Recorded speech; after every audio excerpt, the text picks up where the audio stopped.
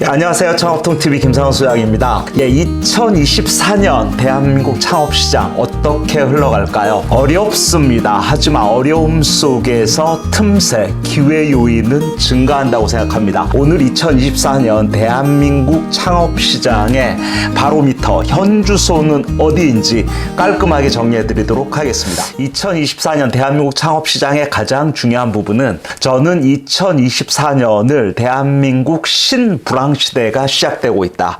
신불황시대라고 모든 창업시장이 다 얼어붙는 건 아니죠. 우리는 불황하면 1997년 말 IMF를 경험했습니다. 충분히 학습했습니다. IMF 상황에서 조물주의 건물주 많이 태어났던 거 기억하지 않습니까? 2024년 창업시장도 불황 속 틈새 찾기, 불황시대 창업으로 초점을 맞추는 게 매우 중요하다, 이런 생각이 들고요. 가장 중요한 것은 물가 상승률이랑 원가 상승.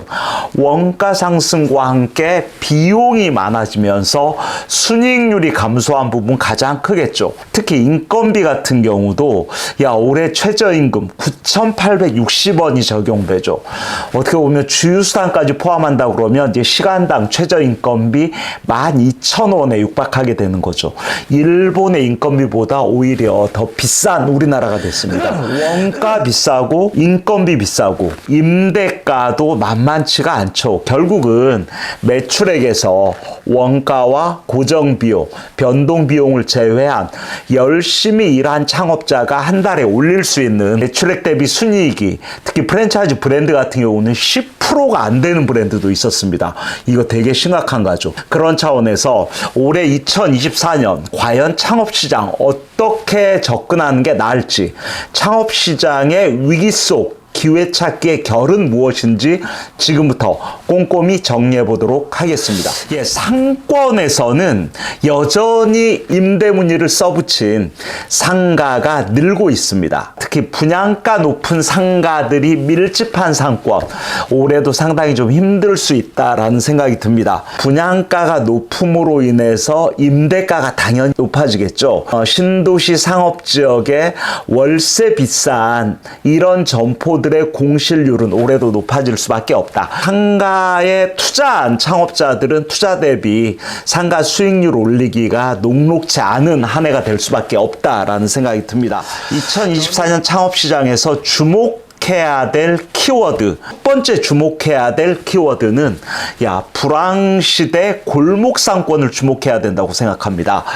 특히 서울시 같은 경우가 대표적인데요.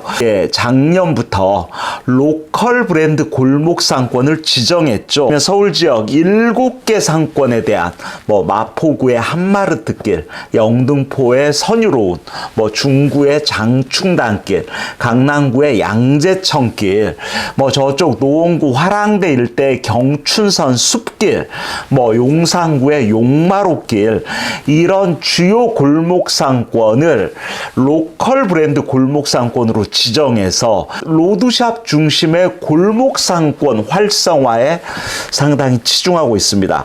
서울시뿐만이 아닙니다. 중소벤처기업부도 상권 르네상스 사업처럼 골목상권 활성화는 아마 정부와 지자체의 상당히 핵심적인 자영업 활성화책 중에 하나가 될 수밖에 없다. 올해 2024년에 꼭 주목해야 될 것. 신도시, 신흥상권, 아파트 상권보다는 원도심, 구상권의 골목상권의 틈새 찾기가 2024년 소상공인 중심의 창업시장에서 첫 번째 주목돼야 될 키워드라고 생각을 합니다. 우리가 골목상권 그러면 전국의 가로수길, 세로수길을 위시한 전국의 로수길 상권이 있죠. 경리단길에서 시작된 리단길 상권도 있지 않습니까? 큰 가게보다는 작은 가게, 월세 비싼 가게보다는 월세가 저렴한 골목상권의 유니크한 가게들이 앞으로 많이 태어날 수 있다.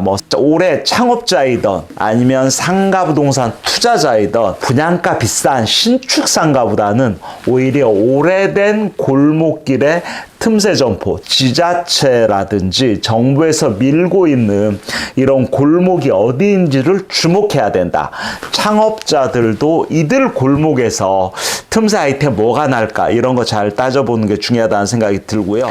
업종별 트렌드도 한번 볼까요? 저는 외식업 시장에서 앞서 말씀드린 골목 상권과 연동해서 생각해 볼 수 있는 것은 불황시대 복고 아이템에 주목해야 된다. 우리는 이미 레트로, 복고 컨셉과 뉴트로, 새로운 복고 아이템에 대해서 작년에도 열심히 우리는 공부했던 것 같아요.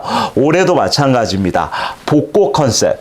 저는 이 골목 상권 복고 아이템, 특히 외식시장 관점으로 본다면, 야, 우리가 IMF 때 유행했던 아이템이 뭐지? 그 당시를 풍미했던 대표적인 틈새 아이템이 드럼통 숯불구이. 그 당시에 미국산 소갈비살을 이용한 드럼통 숯불구이 아닙니까?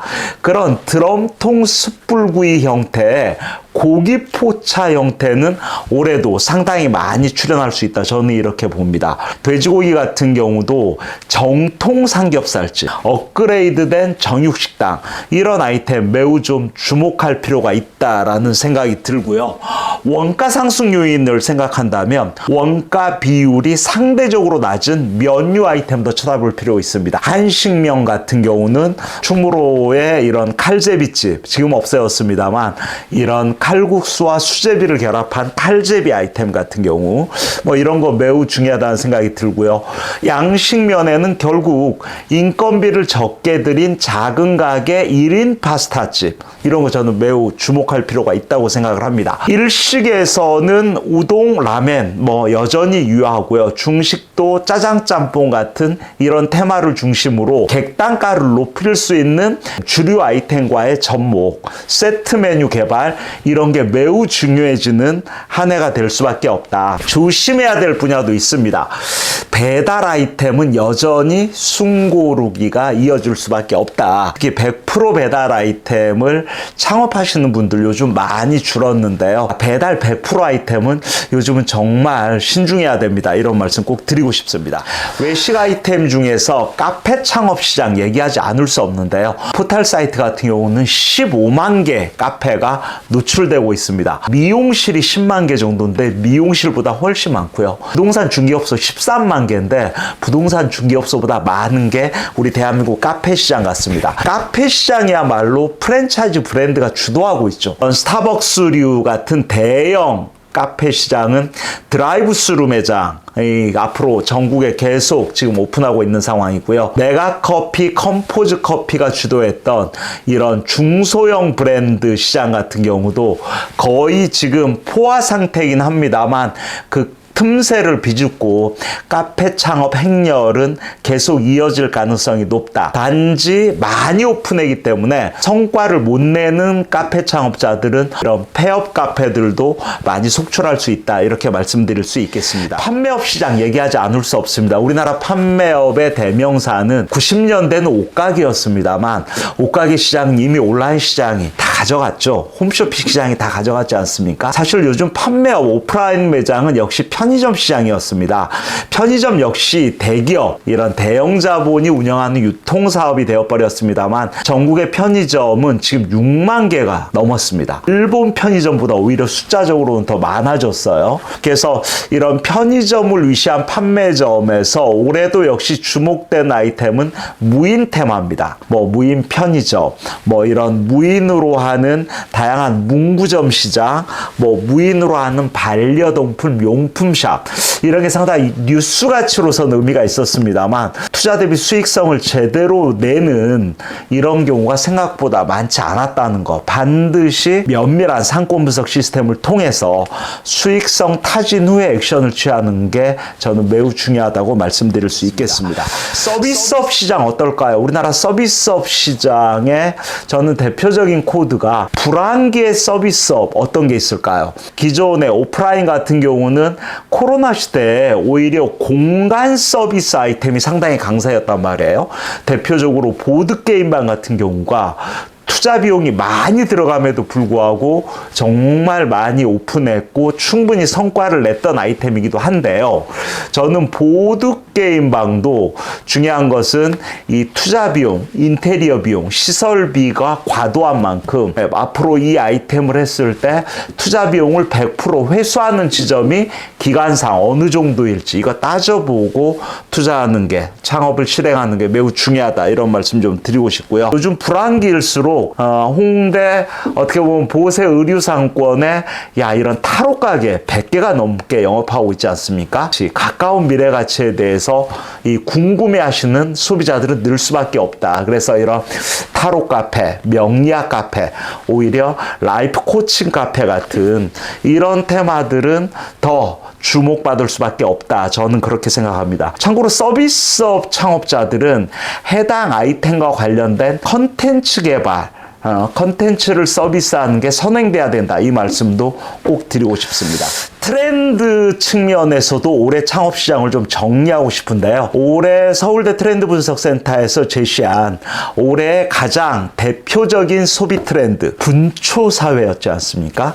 저는 분초사회 패러다임에서 꼭 주목하셔야 될 것은 시간의 가성비, 가심비도 중요하지만 이전 시간, 즉 시성비 맛집이 올해 출현할 수도 있겠다. 금쪽 같은 내 시간을 줄여준다면 비용을 더 지불할 수 있습니다. 이런 소비자도 늘어날 수 있다는 거죠. 스타벅스의 사이렌 오더 같은 이런 시스템도 소상공인 매장에서도 아마 적용할 수 있겠다라는 생각이 들고요. 제 올해 트렌드 중에서 유연성 있는 가격 전략, 이런 부분도 매우 중요했죠. 아마 일본의 골목 상권에서 찾아볼 수 있는 스탠딩 주점, 스탠딩 초밥, 서서 먹는 음식점 대신 싸게 팝니다. 이런 테마도 우리나라에서 이제는 출현할 수 있는 여건이 충분히 조성됐다. 마지막으로 좀 말씀드리고 싶은 것은 올해 소비 트렌드 중에서 도파민 트렌드가 있었죠. 도파민 플러스 파밍의 합성어인 이 소비자의 도파민 코드도 중요하지만 우리나라 대한민국 창업자들이 행복한 이런 창업법을 실행하는 게 매우 중요하다. 요즘 음식점 같은 경우는 5일째를 운영하는, 아니면 4일째 파스타집, 이런 경우까지 등장했기 때문에 저는 창업자 입장에서 어떤 순이익을 극대화할 수 있는 방법, 창업자가 행복할 수 있는 행복 코드 만들기가 올해 창업 시장에서도 매우 중요하다는 부분을 마지막으로 말씀드립니다. 최근에 베트남 창업 시장 제가 한번 조사한 적이 있는데요.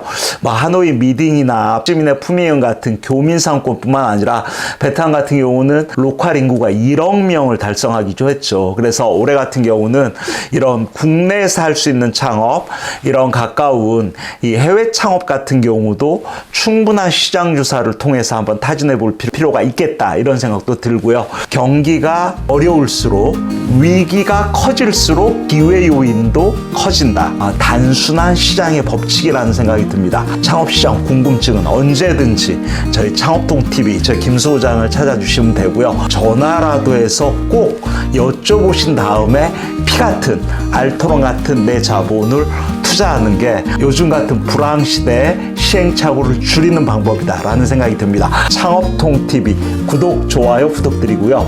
창업통TV는 늘 여러분 편입니다.